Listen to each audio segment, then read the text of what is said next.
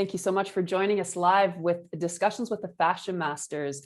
My name is Deanna Hansen. I'm a certified athletic therapist and the founder of Fluid Isometrics and Block Therapy. And I am being joined by my nephew, Quinn Castellane, the VP of Block Therapy, lead block therapist, and our very special guest, Chen Lizra. I am so excited. One of our community members connected Chen and me because she saw such a correlation between the work that we do and the benefits that we were accomplishing. So we have had the opportunity of having a couple of amazing discussions, and I just know that all of you are going to want to hear all about what she's doing and the amazing results that she's getting in her work. So welcome, Chen. Please share your story with us. Thank you so much. First of all, I just want to say that I'm so happy I got my blocks yesterday. Yay! Yay. Can't wait to get started and to try them and see what that does, especially because I'm carrying an injury for a while. So I'm really curious to see what that does. So thank you so much. And yeah, what do you want to know about my story? Because it's a big story. So you know what? Start at the beginning and take your time and just let everybody know who you are and what you're doing. And we love to hear your journey. So my journey has been a complicated one, and also a very one that I'm very grateful for. So, to dive straight in, my mom got mentally sick when I was 11 years old, and she was manic depressive. I say was because she already passed away. And having a mentally ill mom who hurt me, not intending to, but not knowing what she was doing, or even just being her with her mental illness of snapping or changing emotions where that felt unsafe, and living in an environment that wasn't stable, where she couldn't hold space for my emotional space in many ways, and she was motivated by changes internally that she couldn't control, that really hurt me emotionally on a regular basis. That really hurt so many things in my life, from boundaries, healthy boundaries, to the ability to trust, to showing vulnerability. I developed a really hard shell on the outside. I was really tough. Like, I became really hyperactive. I would talk a lot and really fast. I talk fast still, but not out of trauma. Tried to get a lot in, but that was like, people could not digest me. And I really lost a sense of home at one point. And I'm talking about home with me, with myself, just being grounded and embodied. And when we suffer some kind of trauma, we tend to shoot to the head and disconnect from what we cannot be in with the body. And I was so disembodied in so many ways, just running away from what is there because I couldn't process what is there. So that sent me on a really interesting journey around the world. I was trying to heal my own trauma, and just to understand how bad that was. I mean, I suffered about 10 years of suicidal thoughts. I just couldn't live with my reality, and I couldn't get out of the reality. And I didn't know how to stop the suicidal thoughts, and I also didn't know how to heal myself from the trauma. So, and every time I tried, and I spoke to people and I tried to figure out, some things worked, but I wasn't really getting that resolved. And looking back at the journey that I had over 25 years, I understand now why, because so much of my base was broken, and it wasn't one thing that needed to be corrected, and very few things work with such a deep trauma that really heal. So I luckily for me, I got to travel around the world. I lived in Japan and studied Zen Buddhism in an old traditional dojo. I've been in Cuba for the last 16 years, learning through the body somatic stuff, and including specializing in learning about seduction. But beyond just the seduction is learning the 5 elements that kind of bring us to true nature, and bring us to a healthy place. I've gotten to spend time with shamans and train, and heal myself through shamanism and breath work and rebirthing, and so many different disciplines, and really learned what works and what doesn't, to the point that, in all honesty, now I wouldn't change a thing.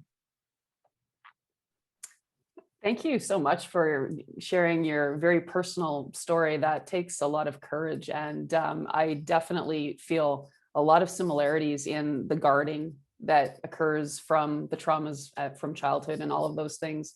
And I want to hear about the seduction stuff. Can you dive in a little bit deeper? Because this is amazing. Straight to seduction. Of course, why not? It's funny you say that, because when I originally went to Cuba, I lived in Vancouver in Canada, and I had dance academy, and I started a dance academy, and I went to Cuba in order to train and dance with professional dancers, the best of the best. And something was constantly drawing me in to come to Cuba, and I couldn't put my finger on it. You know, a couple of years later, or a decade later, I did a TED talk about some of the seduction called The Power of Seduction in Our Everyday Lives, and now has more than 10 million views. And it's kind of funny because the seduction was so powerful in Cuba, and yet it wasn't the real deal. But I'll talk about the seduction before we go why it wasn't why it wasn't the real deal. So what I loved about seduction in Cuba was how natural it was for men to be men and women to be women, and to learn this wisdom within us that really attracts and magnetizes and also makes us feel amazing about ourselves. And most of the time when we talk, especially in North America, about seduction, we tend to think of pickup artists.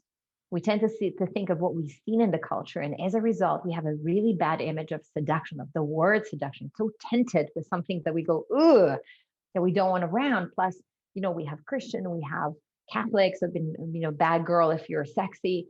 So we've got different things that tint how we see seduction. But what I loved about the way seduction is viewed and taught in Cuba, and there's more than just the seduction itself, there are other elements to it, is that it's, first of all, it gives you elegance and this possession of yourself, this classiness, this quietness of being yourself. And then there's the sabrosura, the softness. It's just, you know, magical, that when you feel it in the body, it feels so good. And I think that at the core of it, what I've learned from them, that it's about self-worth, it's about self-value, it's about the values that you come from at home are really important for being able to learn that, to align to that. It's about self-love. A mother will teach her daughter, for example, to stand in front of the mirror every morning, go like, so bella, I'm beautiful, like, and just adore herself, not from a place of ego, but from a place of loving what she sees, to like believe in herself, and they feel so grounded. I remember, this is a great story. I remember walking into a restaurant in Cuba, and this woman goes into the washroom and she cleans the washroom. And then she comes out of the washroom and she stands like this, kind of sexy, like she owns the whole restaurant. She looks at you like you're nothing almost. And I was like, whoa, did she just clean the washroom? like what just happened here? I'm like, wait, what are they taking here in this country? What are they eating? What are they having? And how can I have it too? And I was like, whoa, that was amazing. And to understand that they're taught that what you do is not your value, it's not who you are, was just like mind-boggling. Like, you could walk into a washroom, clean it, come out and know that you're worthy, is something that we haven't seen in the Western world. That was like, whoa, I want to learn everything about what they're doing. That is so cool. And it so reminds me of how I used to feel when I was younger. I finally, at some point along the way, understood the difference between sensuality and sexuality.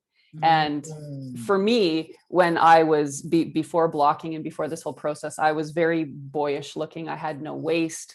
Well, I carried most of my weight in my core. So, I mean, I had a lot in there, a lot of waist. But what was really impactful for me was beyond how I physically looked. I didn't feel sensuous because I was so blocked and so boyish looking. And that took that feeling of self-worth away. And for me, as I started to change my body and I really started to tap into that area of my body, that was the first thing that really allowed me to feel more like a feminine, like a woman, you know, and that was so empowering because I was the best friend to the boy. I wasn't the girl that like the guys wanted to be with. I was the girl that the guys wanted to be friends with. So for me to kind of flip that and change my understanding of what that actually meant, because that whole understanding in my past threw me into some really negative behaviors that I am so glad I'm well beyond and away from. But like, again, that was the seed of everything that came, but it took me to some really dark places because I was trying to feel who I was as a woman, and I was completely confused. My dad wanted a son, and I was the third and last girl. So my whole life I was kind of wrapped around this boyish masculine energy that I was attempting to understand in myself without recognizing the woman in me. So yeah, I could have used what you had back then. Yeah, and it's so beautiful what you say, because just even looking at what your dad, how your dad wanted a boy and treating you like, I wanted a boy, I wanted a boy, that comes into us as part of what becomes our somatic imprint. And the somatic imprint, there's what we want, there's the belief system of what we heard, how we were treated, but also somatically how we experience people around us. So for example, if your parent is kind of afraid and you feel that through the body, then you become afraid too, because you feel it. A child, when a child is born, doesn't speak, first cries, right? Everything is somatic, is through the body. You cry, you laugh, like you communicate through the body, through feelings and sensations. It's over time that we go into overthinking. So one of the things I love with the work that you're doing is that it's so physical, because we have to lean back into the body, into ourselves, in order to heal and connect with the body, to be back in alignment. So a concept that's really important is the difference between resonance and dissonance. So you were talking about a feeling of dissonance, where when we're in resonance, we are where we are and we're feeling what we're feeling, and we're embodied. We're in our body, we're able to be there. When we're not able to be in our body with what is there, for whatever reason, you were describing, being too bulky and not feeling comfortable in your body. So we kind of shift emotionally to the side to not be there. And then we're in dissonance. There's a feeling of being off. And part of the work that you're doing with the block therapy, without even knowing enough, I've only seen enough, is that you bring them back into alignment, into resonance, so that they land back into themselves, into an embodied state. And this is not just, I looked just at one video, that's all I got to see from the start of program. And I love how you tell them to lean on the block, and then you tell them to take a big breath and get up and feel what is right. You're already aligning them emotionally to pay attention. Paying attention to the body is always through feelings and sensations. The body doesn't communicate by picking up the phone. Hey, tomorrow, what you're doing doesn't work for me. I'm not feeling good. It's too much stress. What it does is it suddenly produces the effects of feeling sick. Like suddenly you're nauseous. How many of us have gone in a situation where we're on a deadline? We decided we're going to do something, and then we start to feel sick because we've been powering through. My throat starts to hurt, maybe the ear hurts, something, but the body's signaling, hey, you're working too hard. This is too much for me. I need you to back up again. And then what do most people do? They notice it. They go, not feeling so good. I'll just power through one more day and then I'll take a break. Boom, the system crashes for 7 days because you went too far. But if we really pay attention, because the body just signaled and I go, I heard the signal, the body said too much, and I maybe reduce a little bit of stress or take one day off, and then you actually recover, and then you have the next 7 days. But we listen. We either don't know how to listen to how the body communicates with us, or we listen and we don't do anything with it. We ignore it. That's what happens most of the time, versus really being in alignment where we pay attention and we are in conversation with our body, so we can have better performance. We can live from a balanced state. We can be happier, have more vitality, all those amazing things. So what are some of the ways that you teach people the art of seduction? Ooh, the art of seduction. So here's a little one. All right. So here's me just looking at you. And here's me looking at you.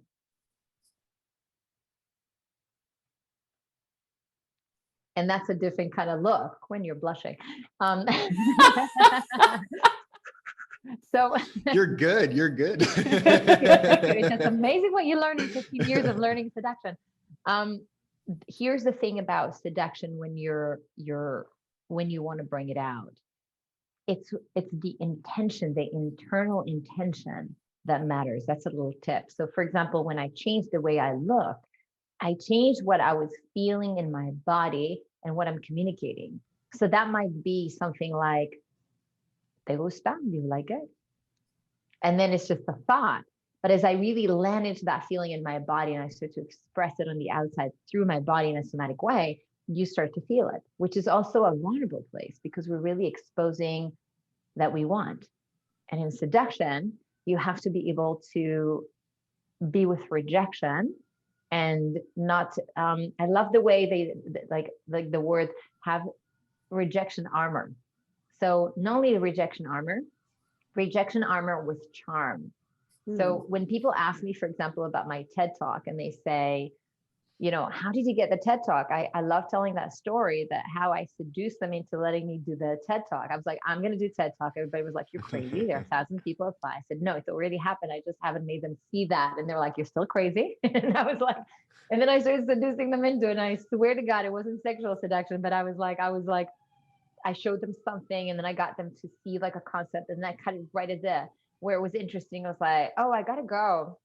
Yeah, we'll continue with that next week. Like there was a whole seduction going on, like attracting them to the whole concept of it. So, so with seduction, when I originally came to them with the concept of what I wanted to do, it was a story about my mom. And it took me about 4 months to get in front of the right person that I needed to stand in front. And I showed him my concept, and the first thing that he said to me was like, nope, no, I don't think that's your TED Talk. Like that's been done a million times. Oh, most people walk away and that's it. Oh, damn, it took me 4 months and I didn't get it. What I heard with the interpretation, like when you have a like the rejection armor on and you come with charm, I was like, oh, you said you don't think this is my TED Talk. What do you think is my TED Talk? Because he had a thought there, and he was like, well, I think you should do it about seduction. I'm like, I could talk about seduction in TED. It's like, yeah, absolutely. I'm like, ooh, like, you got my curiosity. Let's do it, But it's that when you're coming from a place of seduction, you got to be able to heal what inside you is injured from the trauma, to have enough self-worth so that when the no comes in, you don't take that personally. But if someone comes and they're coming towards you and they're saying to you no, and now let's say my self-worth was really low because my mother didn't receive me or my father wasn't present emotionally, whatever it is that was there that impacted me emotionally, then he might say no, like, oh, I never get the things that I want in life. And we go into that emotional state. That's fantastic. I love that. It's about patience too, which is very much, I think, a feminine quality. And we teach that when we connect with that exhale before responding, that gives you that moment to get out of the reactive, okay, I'm feeling rejected mode. It gives you that ability to dissipate that negative emotion and then communicate from a place of action instead of reaction. So so many things that are aligned. It's so fascinating. I totally want to train with you. I want to learn how to flirt. Oh, I can teach you that for sure. I'm sure you can. I have no doubt. And it's interesting what you just said, because when we breathe in, so in breath work, when you breathe in, that's considered masculine.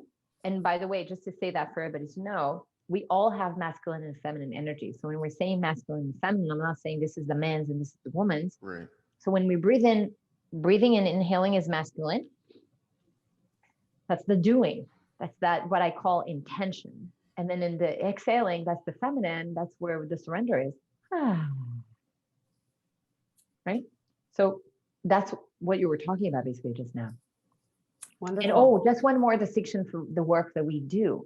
One of the things that when you're healing trauma, that's really important. It's not wrong in the work that you do, but it's really important when we try to shift traumas, is that we stop using the terms negative and positive emotions, and we just treat them as emotions. Why? Because when we tag emotions as negative, let's say we look at the emotions that are really what we're saying, it's uncomfortable being with them. Let's say pain and sadness and shame and fear. So we start to tag them as negative. Our instinct, our human instinct, is to want to get rid of them, to not feel them because we consider them negative. But if we look at all of the emotions as just emotions, they're not even positive, they're just emotions. Then one of the things we teach and what I do in healing trauma is that all we have to do is bring the trauma to the surface and then be met emotionally in a somatic way. Like what I do is I link my nervous system to yours, and then I can feel what is going on in your body. I can feel when you're sad. I can feel when you feel the shame. I feel it with you. We are wired as human beings, as babies, as grown-ups, to feel another person feeling us. This is why when we see, for example, a young child feel something that's really hard for them to hold in the body. That could be sadness, that could be pain, and they're crying and they're really upset, having tantrums about it because it's too much for their nervous system to carry by themselves.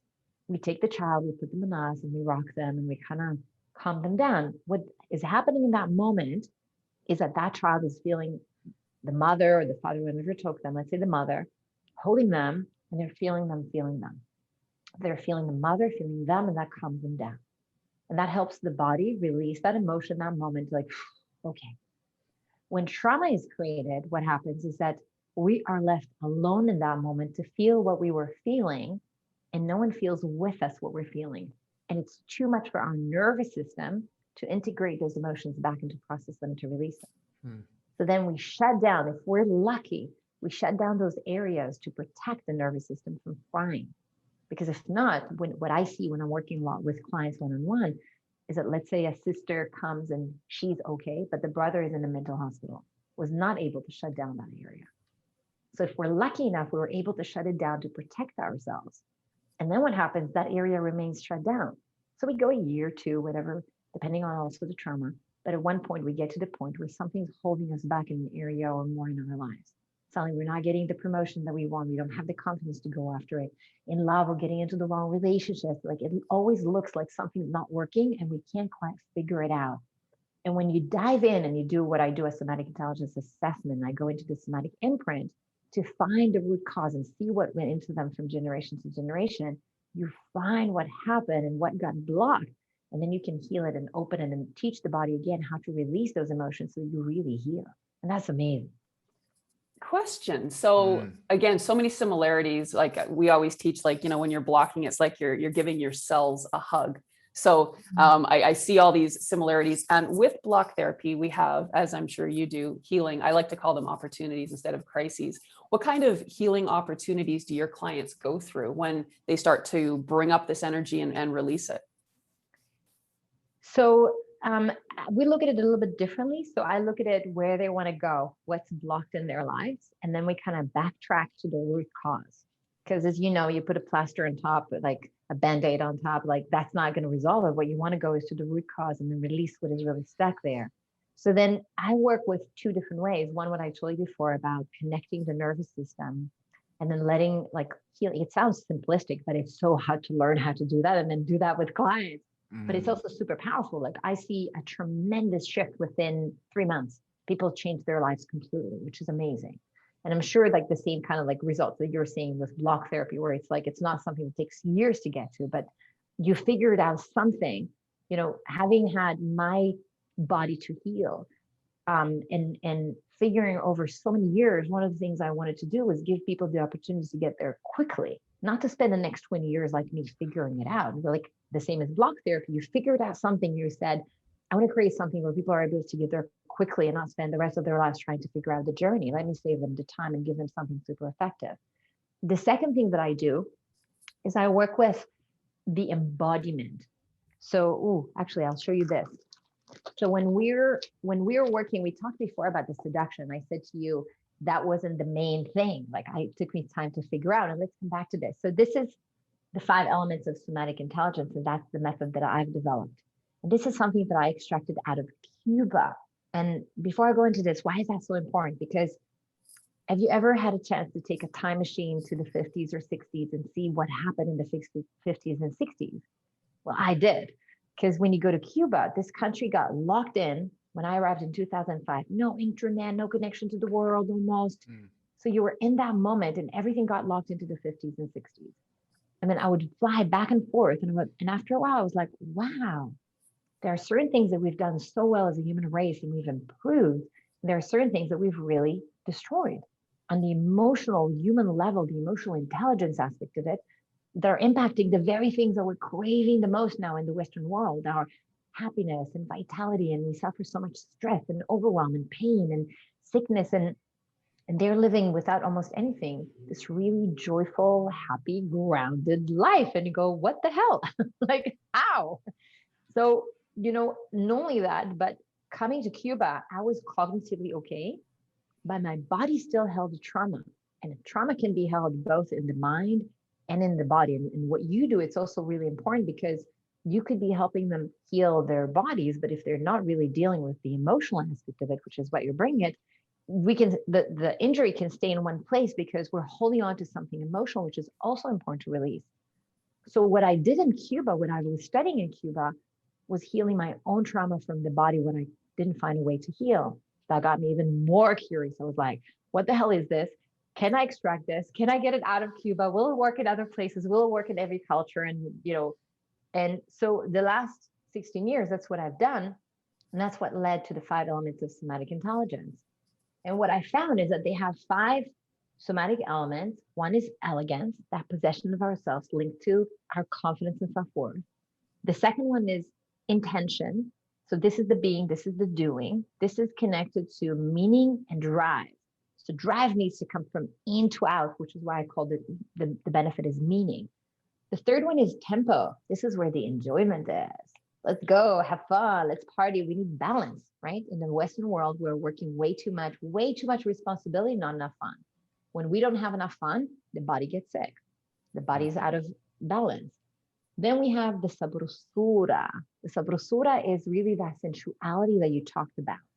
And that sensuality is like, it looks like this. It's like to move like this. I have to go through a journey in my heart, not just to meet, for me, my femininity, and there's femininity also in men, but also to be able to let whatever there is to come out. So if I'm condensing down pain and I don't want to feel it, I can't get that soft, because that softness is like the pain will make it hard. So this is the element of love. And then we have the mystery, which I can tell from your personality, you love the playfulness and the mystery. That's where seduction and charm live. So originally I thought it was about the seduction. I did a TED talk about seduction. I was like, woo, seduction. And then I was like, oh my God, it's just a little piece of the bigger picture.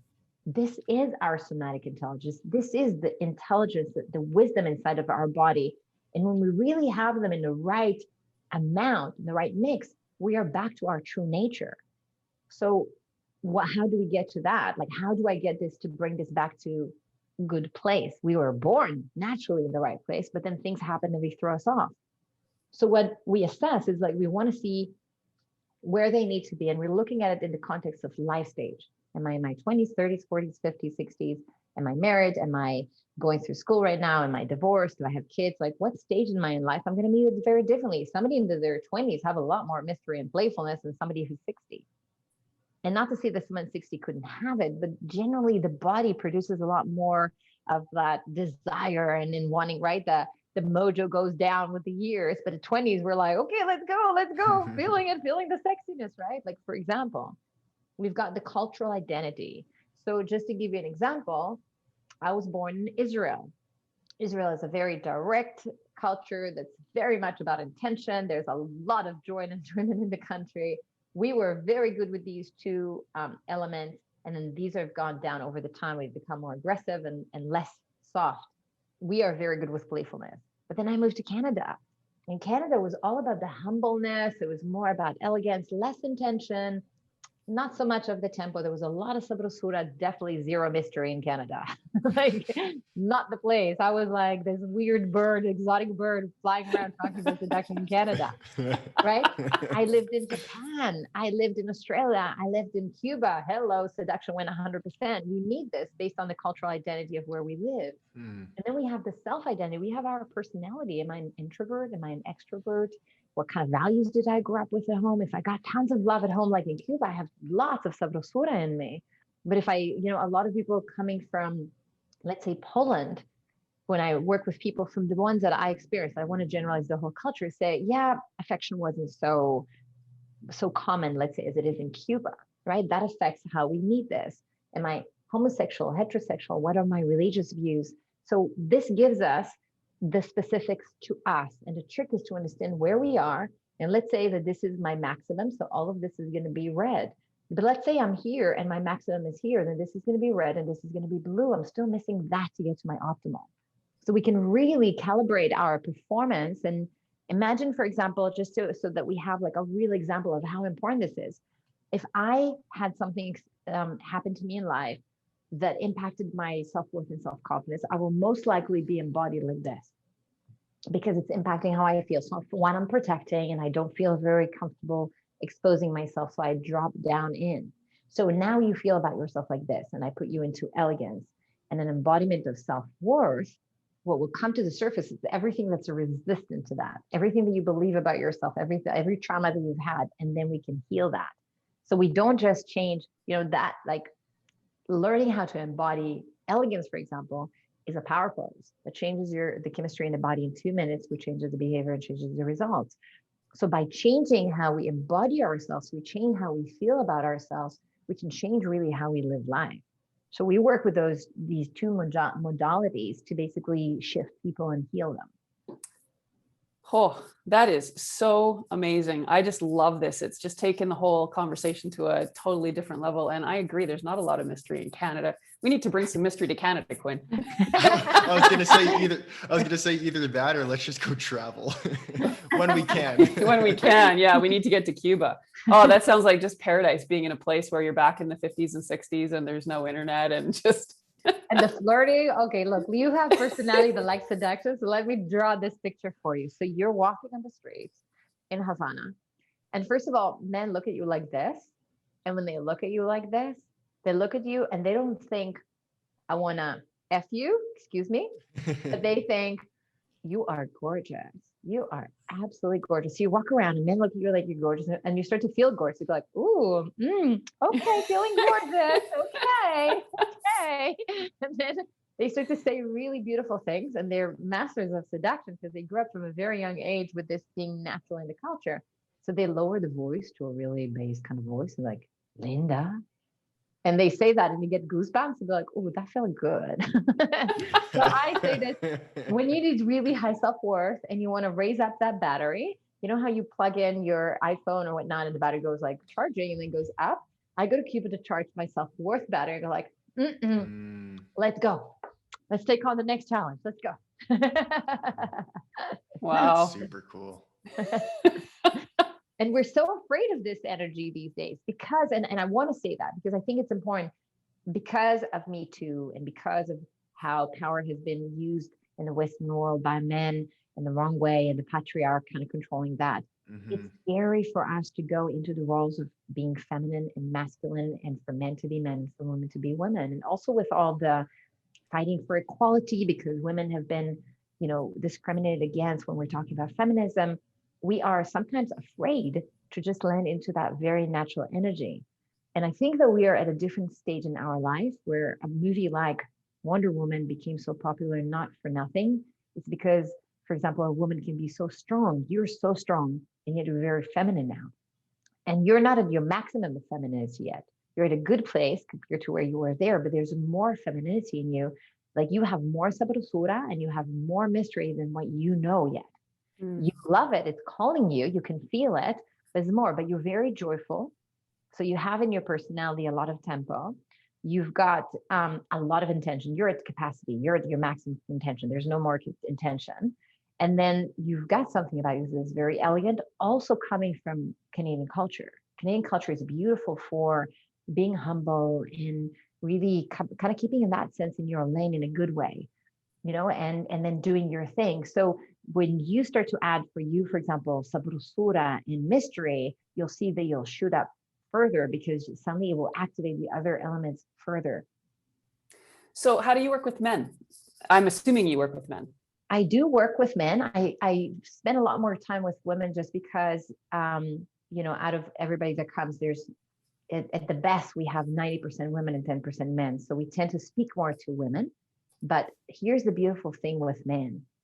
Men were conditioned to not speak about their emotions, and it's much harder for them to, in that sense, where they start to connect with what they're feeling and work with them. So for example, when I'm working one-on-one with men, a lot of the times the first step is to teach them how to connect with their emotions and how to speak them. So they need like an extra step. Most of them, not all of them. Sometimes, like I worked not so long ago with a coach who was a leadership coach. Man, his emotional intelligence was insane.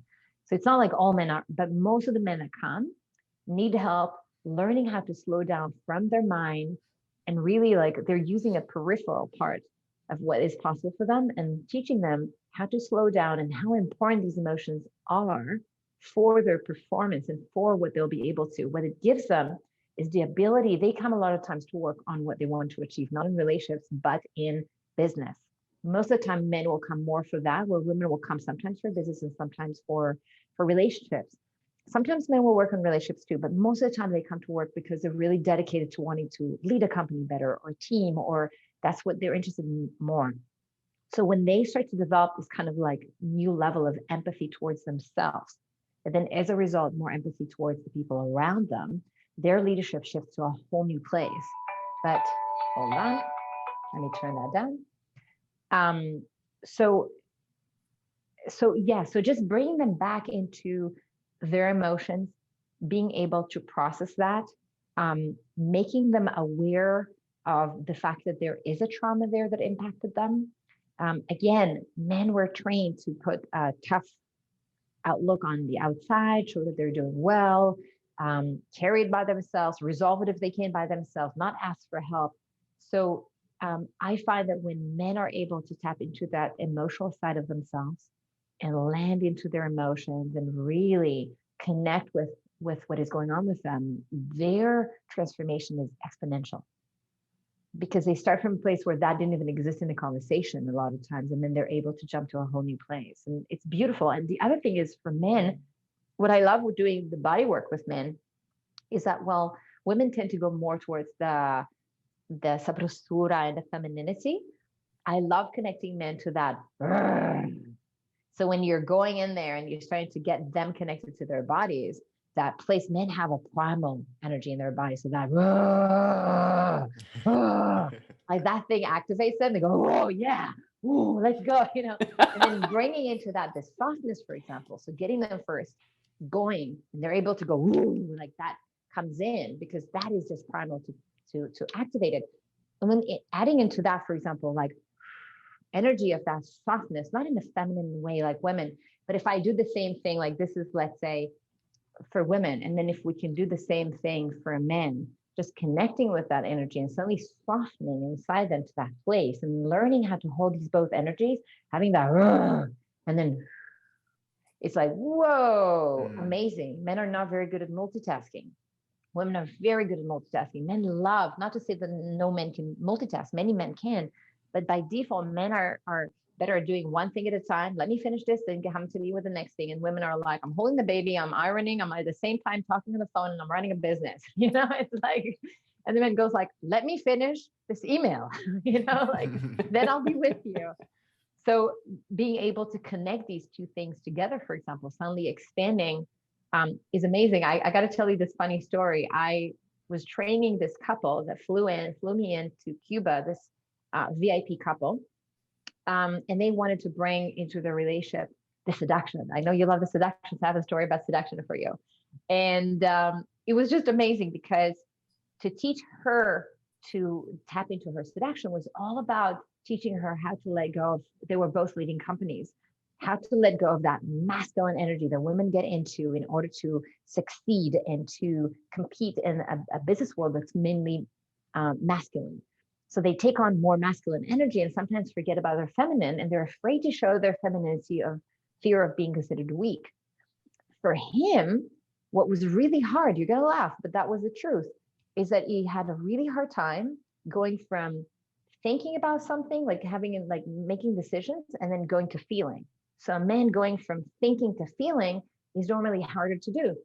So I cracked it for him, for his personality. All night I was like, how am I going to teach him this one piece that's missing? And then in the morning I ran in Cuba to the internet. There was no internet. I'd like an hour. I was running around the city trying to figure out what place will have internet. And then once I found internet, where am I going to be able to print this? Eventually I print these IQ cards, the IQ test. And then I did this thing with him where the instructor that I brought to work with me on this, male instructor, was standing in one place and she was standing on the other side. And I said, okay, I'm giving you 60 seconds on each side. One place, you got to resolve the IQ thing and tell him which one is the right one. You have 60 seconds each time. And then you got to go back to her, 60 seconds. You get between 1 and 10. You got to kiss her till she goes, whoa, I don't know where north is. I said to her, do not, like seriously, the kind of things that I do, but I love my job. So, I love my work. So, and I said to her, don't fake it. Don't help him. Don't come to him and go like, oh, it was an 8, but it was really a 6. Like, say it what it is, because you're going to make him win by doing that. So he runs to the first one. He does the whole thing, 60 seconds, didn't take him long, resolves it, runs to her, kisses her. She goes, 6. I go back, runs back, 60 seconds, resolve this thing, comes back to her, and he's competitive. I mean, he's a business owner, right? He's got to win now. And we've got this guy going, and he's got the primal thing going, and he's kissing her again. She goes, 8. And he runs back and he does the IQ thing and he resolves it really quickly. And he runs to her and he kisses her and goes like, I don't know. Like, you just graduated. That's brilliant. And that's how he learned, because I was trying to teach him how to, why was I doing this? Because I was trying to teach him how to hold that space for her where he's protecting her like a guy, but at the same time being able to be sensitive enough to her. Because that's a lot of times where guys suddenly go into and they do this thing and they could be a little rough and it's like, whoa, and doesn't understand, you need to come a little softer here. So how do I teach you to be soft and to feel and have that empathy, but at the same time be able to lead to where you need to lead? So that was like amazing. Then the other thing was teaching them, because I know you love the seduction stories, was how to take and diffuse moments of conflict. So I took a moment of conflict after a whole week of teaching them all this stuff. I said, okay, let's use your seduction now and all these elements that you've learned how to embody in a whole other way to shift like a conflict that you have. What is the fight that always repeats? And she goes, oh yeah, I come home and I want to, they're both divorced with kids, and I want to do a schedule of how we're going to do things. And he comes from work and he gets upset and doesn't want to work on it, but I need to know what's going on. We always have a fight about this. It constantly repeats the same thing. I said, great. So I take her to the side and I give her what she's going to do. And I said, we're going to play role here. You're coming home, pretend like you're coming home and you're meeting him. And he comes through the door and she comes up to him and she goes, baby, come. And she starts seducing him to the, as if they're going to deliver him, and she gives him a drink. And then she goes and she starts to go like this. And she goes, so do you mind if we do the whole schedule now? and he says, no, not at all. And then she pushes him back. And I stopped and I said, what happened just now? She goes, and she starts crying. He never says that to me. And I said, yeah, but you never came to him like this. And it took a moment of working with this then through what was going on. They were so stuck in their roles to kind of heal what was going on and help them flow through that, to understand there's another way that this could work. Like that, she doesn't even need to go to sex from that. It's the energy of being playful, of being, how we come to one another to diffuse these situations rather than go boom, boom, boom, masculine against masculine. She came feminine to masculine. She kind of like went like this, right? And men can do that too. Wow, and isn't that what is needed in the whole world? I mean, everybody's butting heads right now. If we could all learn the art of, relating in the balanced way that we all have the capacity to be, I think that, everything would be so different than what it is right now. So that's just fantastic. I'm loving this. And the relating, one aspect of it, like I said, is the elements. But when we look at emotions, and if, one of the things, I just finished a support group for a program that we did, a virtual retreat that we did for the Wisdom of Embodied Femininity. And in this group, I taught them how to relate on a deep level, like what we do in the trauma healing. And they were for 12 weeks together, learning how to be exactly where they are feeling together. So you come in, instead of pretending, you're coming and going like, what are you feeling? I'm feeling sad right now. And then someone like, we're feeling the sadness, like really deeply related. All the masks came down. They've become such a strong support and belonging for one another. And there's so much healing going on. And you're absolutely right. I think that one of the things that we saw during Corona, and I think it's really important to name it, one, people stopped and they couldn't keep themselves busy. And anything that they've shoved down emotionally that they've ever hidden came to the surface and they had to feel it. So all the traumas came to the surface. And then on top of that, there's a collective trauma. And collective trauma, well, like you could feel it, Sally, and you could feel some of these energies. I was overwhelmed as someone who's working with this, had to get trained on how to deal with the collective trauma layer of it. So collective trauma, there's collective trauma in Colombia, there's collective trauma in Germany with the Nazis, there's collective trauma in Israel with all the wars taking place, there's collective trauma in the US with the Black people. There are so many collective traumas that we're, like, I looked at the stats just now, 70% of adults in the US suffered some kind of trauma. 70%. So everybody's almost walking around with trauma, and then we don't relate to it. And that's so related to what you're doing with the body. Half of these injuries are because of what people are carrying emotionally that they haven't resolved. It then translates into being hurt physically in the body. Yes. That's a big thing. Like I even learned this past year or so is I've done a lot of different kinds and modalities of healing. And I realized a lot of it is like an emotional trauma stored in the body. And block therapy 100% has the capability to help release that, but you have to allow it to let go. And that's something that I'm learning and I'm still trying to integrate as much as I can. But the ego always can get in the way as well. And you're just like, no, just push it away. But it's like, no, let's address it and let's get to it. So that's why changing a lot of daily routine and habits. I've changed a lot in the past year or two. And I'm not going to say it was forceful. It's just because like I kind of needed to in a way. And that even like meditation, I know so many people meditate. Everybody has their own different way of meditating, but that's really good for programming my mind for the rest of the day. Or if I'm feeling off or in like a really agitated state, sometimes meditating isn't good for me. And I actually need to get on the block and feel the pain so I can connect to actually something physical that can help bring me to more of that relaxed state to be able to release any emotion. Or you've been trained trapped. from a young age because you started at 18. That's a really good place to start training where there aren't, if you didn't go through trauma in your childhood, that was a really good way to imagine if we trained our kids like this from a young age, whether that's, the block therapy, whether that's the emotional healing, whether that's the trauma healing. People who already have the trauma, a lot of the times they understand they need to heal it. They don't know how by themselves. That's the main thing. And what we have to show them is really to teach them about how the body works and how we heal the trauma and what to do in order to release it. Because if not, it's just stuck in the body. And then people start to think that something's wrong with them because they're not able to let go. Like, why can't I let go? You can't because you don't know how. And that would be more of the feminine energy is you mentioned the surrendering, the letting go, because I was like pretty opposite and I'm trying to like have more of a balanced energy. So it can be hard for me to surrender or to let go to certain emotions or things because I like to be stoic in my nature and just like go, push the emotion away. I don't feel pain, keep going.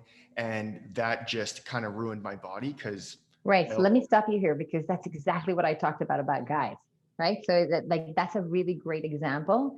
So being stoic doesn't take away if you're able to be vulnerable at the same time. You can be both. Right. So in our culture, we've learned this or this, and that's not true. It's actually this and this. Right. What you're learning over time. So you have a lot of intention and you like to be stoic. So there's a lot of elegance and a lot of intention. You don't need to reduce your intention. You just need to be able to tap into a softer place of yourself while you're being all of that. And that gives this amazing power. I got to tell you this story because I think it will really inspire you. When my first career was in animation, I was an animator in Canada. That's how I got to Canada. And I worked in one of the top companies in Vancouver, and they ended up in a situation where they really struggled and they were close to losing the company. And I was on a working visa at the time, and they didn't pay salaries for 2 weeks, and we were really in a bad place. And there were two male partners, and one of them had a wife and 2 kids, and he decided to quit the company because he couldn't take the chance. And I will never forget the day that his partner, the one who stayed with the company, came down to our floor. I think we had 300 employees or whatnot. And he had a conversation with us. I will forever be inspired by that.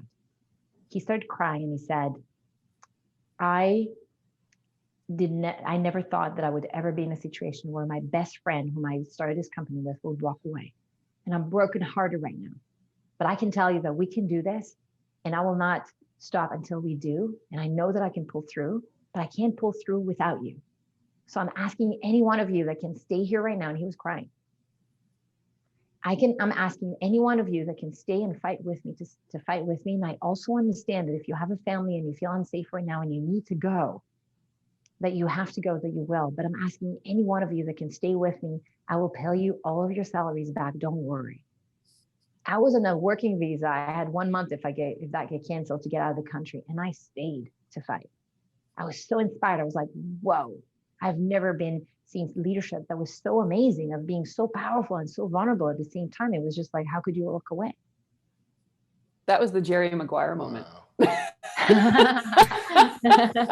When he was doing that speech, and then Renelle what's her name? Zellweger? Yeah. She was the one that, followed along. That was a great movie too. Wow, that's a fantastic story. So what was the outcome of that story? We pulled through. You pulled through. We totally pulled through. Everybody worked really hard. Nice. And paid back all the salaries as he said he would, and we pulled through, and they continued on for years and years to go. Oh. And it's amazing to see. And I think for men, we haven't had enough models. What you were saying just now, Gwen, about I tend to shove my emotions back. I want to go towards the pain. Pain is masculine. Pain is right. But you can feel the pain. It's fine to feel the pain, but you can also go to a more vulnerable place and say, man, I'm feeling scared right now. Mm-hmm. Right? Like, and maybe that's what's there. And it's such power to be able to do that. You'll see that more and more people will relate to you when you can do that. Mm-hmm. And that's another thing I'm trying to address as well, because I didn't realize I was also living in extreme anxiety for almost my whole life. I had no idea. I thought that's just how we're supposed to live. And then I had to go on this new diet, cut literally like everything out, from sugar to alcohol to pretty much caffeine, like everything. And my anxiety started to like, well, I didn't even know it was anxiety. I just started to feel calm. And I'm like, am I in a parasympathetic state like 90% of the day right now? This is super bizarre. Like, it felt odd. Like, it felt really weird, but it felt amazing. It felt like I took a bunch of CBD oil and a bit of caffeine. So it's like I had the energy, but I was still really calm. So I'm able to actually work and accomplish a lot more. My sleeps have improved significantly, and it's just really interesting. But you mentioned getting to the root cause. So whenever I feel anxiety, I try to ask myself, like, where is it even coming from? Because now I'm actually more conscious of it. So let's say I was always at like a 7 out of 10 anxiety, but if it got to like a 9 out of 10, I'm like, okay, I'm about to lose my mind. Why am I about to lose my mind? Like, what's the actual cause of this? Let's break down my day. Let's break down what's going on. Okay. So work is kind of like my life. Dan and I is kind of like our life. So I'll break down work into like many aspects. I'm like, okay, is this going good? Is this going? Yeah, that's pretty good. And then I'll do like, okay, how's this going? How's this going? And then that's how I can determine, to an extent, again, this is just how I'm approaching it. I'm sure there's a much better way to approach it, but that's really helped me as well, because I'm able to actually find something, then sit with it, and then try to like problem solve around that. Be like, okay, let's try to not let that happen again if I'm able to find the solution. Yeah. So anxiety, you're absolutely right that when there's so much anxiety in the body, definitely when you get to 9, but also at a 7, it's like you're full gas neutral and you're burning so much energy. And by the way, when we have trauma, it's the same thing. So if you raise your shoulders now and sit like this, that's not comfortable. After a while, your muscles start to hurt. But if you're doing that for 10 years, how much energy are you expanding? And especially as you're going older, you have less. And then you go, and that's what it's like when we let go of what we need to let go, which is what you did with anxiety. And you're absolutely right that we have to find the root cause of it. So the first thing when you said that, I was like, I wonder what happened that caused that anxiety. Like, the first thing, like, I love to open up the hood and see where the engine is, what's going on. So there's a good reason why your body produced that anxiety. And there might be still something there. If you're noticing that there's anxiety on a regular basis, come and do a somatic intelligence assessment and let's figure out what's underneath that, because your body's not supposed to be in constant anxiety. There's stress produced from when we're doing things, and being able to, sometimes even stress motivates us to do more. There's good stress, but when it gets to the point where you're not feeling good and you're in anxiety 9 and it's like impacting your performance and your energy level and your vitality, there's something else going on. That's your body signaling that something needs attention. So we absolutely need to find the root cause of it. Also, and what you said that I love is that what we put in our body and the habits that we have are super important as well, because they impact us as well. So if you're eating a very healthy way or eating junk food, that's going to impact you as well. And that can also create anxiety in the body as well. So you're already doing most of what you need to do, including where is it coming from, and then sitting with it. You don't necessarily need to fix it. Sometimes what you need to do is just be able to sit with it. Sometimes Mhm. No, that's really good that you said that, because that reminded me. I did this really interesting session with Lisa Gunshore, who's amazing, and she was telling me, because I'm very intense and I know that. So I think that's where a lot of my anxiety comes from, needing to be like a perfectionist, go, go, go. The whole story of how kind of block therapy had to like restart, and that was extremely stressful, but I got addicted to the hormones of stress. I think that's something like Joe Dispenza will say. And I was just kind of caught in that realm. Like I couldn't stop. I kind of lost my train of thought there, actually. So you had the perfectionism, which is really important. So perfectionism, Right. we are trying to achieve something that's unattainable, and then we're putting a lot of pressure on ourselves. When perfectionism becomes a real thing, that can create a lot of anxiety in the body, because we're never satisfied with what comes, and we're always pushing ourselves more, and it's just more and more and more and more, and you can't attain it. Right. And this is what Lisa was saying. She said, because I'm an intense person doesn't mean that's a bad thing. It's really good that you're really intense. It's just addressing the shadow side and learning that. So your shadow self, I believe it's called, something like that. So that's something that I'm learning to do to help create that balance for myself, because I can be like, oh, I was way too intense, or oh, I did this, and then I'd get down on myself. But instead of getting down on yourself, you're just learning from who you actually are, addressing the shadow side, sitting with it, not being fearful of it, but just understanding that's just a reality. And then it's kind of like finding that root cause in a sense, but it's finding the shadow and it's just accepting it. Yeah. And so think about it like, now you're getting down on yourself. So that's you thinking about something and then speaking to yourself in a certain way. We're in the mind, and then come back to the body. And in the body, when you start to dive deeper into the layers that are there, there's something else. You might be angry at yourself. The feeling is like, when we get to the root cause of it, and when you can feel that anger, let's say, you'll feel frustration, for example. That's the way you'll call it. But really underneath frustration is, let's say, anger, or even fear. Maybe you're not happy with how you've done things. Maybe fear, I'm not doing well enough. Like, you have to land. And then when you land into these feelings, and you can land into that and just feel that anger, and like, and then also add sabrosura. If we added some sabrosura and softened you a little bit, so you're not losing the intensity. The intensity would stay there, but then we get a little bit softer towards yourself, kinder. That sabrosura will come with self-compassion. So now you're in that moment where you, let's say you didn't hit what you wanted, you're kind of able to go, okay, that's where I'm going to go. And I'm not happy with where I'm at. So I'm feeling maybe sad right now. Be able to be with that sadness, but I'm able to give myself a hug and go like, you did great. I love you. You're amazing. And that's where the sabrosura comes in. We, especially when we train other people, and you're a trainer, to be able to be self-compassionate towards ourselves. We know that when it's so easy to do it on someone else, right? Like, you go like, hey, slow down, pace yourself. But then we drive ourselves sometimes so hard forward, right? Is to learn to bring that self-compassion. A good habit that I took on is that when I make mistakes, and I take on chances, so I make mistakes, there's no way of taking a risk and advancing. And the same as when you're doing with block therapy, you got to take risks out there. You got to try new things. And some things are going to fail, and some things are really going to really hurt when you make the mistakes. And the first instinct every human being has, we want to beat ourselves up for the mistake. Man, that was stupid. Why'd I do that? I could have done better. And beat. Like, but at the end of the day, first of all, it already hurts. In the body, you feel the pain because you made a mistake. So it's like,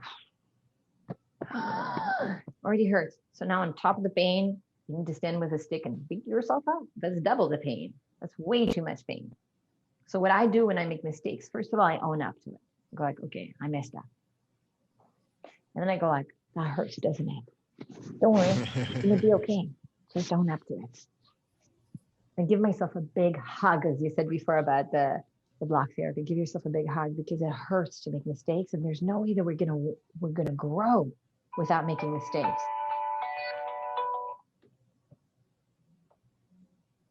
That's just so lovely and profound. And we need to get back on a call. because I think we could probably talk for hours and hours. And I think everybody that's listening is going to be so intrigued and they're going to want to reach out to you. But I think we should respect everybody's time. So we did get you blocks. You got them as of last night. So I would love to connect in a month from now, and then we can get back on a call and we can share partly your experience with block. And I would also love to have some sessions with you so I can share my experience with what you do. And I'm sure Quinn would as well. And yeah, then we can just keep, sharing with people and giving people opportunities to be the best versions of themselves. Yeah, absolutely. And just to tell people that we are leaving them with 2 gifts. So for men and women that want to develop executive presence, we have a little gift at somaticgift.com. And you can download a PDF file that has links to videos that are going to teach you somatic exercise on how to develop executive presence. And for the women wanting some of that deliciousness that we talked about, we have a gift for embodying your femininity, also videos connected to a PDF called femininetruenature.com. So either somaticgift.com or femininetruenature.com. Go have fun with it. Perfect. Thank you so much. And I just added those into the chat again there. So anybody who wants to pick those up, it's just in the chat there. And then if you're watching the recording, I'm going to have that in the description below. But yeah, carry on, Diana. I was just going to say, thank you so much, Chen. And do you have any last words of wisdom before we let you go?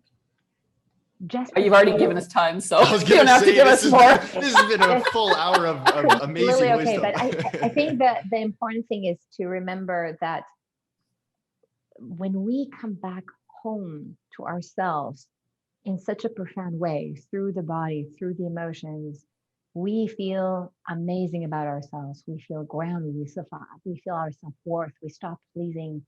We go after our purpose. We come to a place where life is an expression of our soul.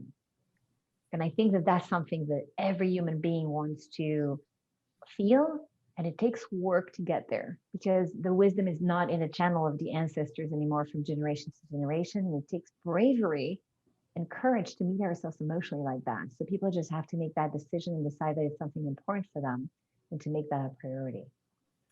Thank you so much for your courage, for your persistence to get this out to people, and for your generosity for sharing with our community. And I cannot wait until we connect again next month and we see where we all come. We'll all be these calm, balanced, amazing people.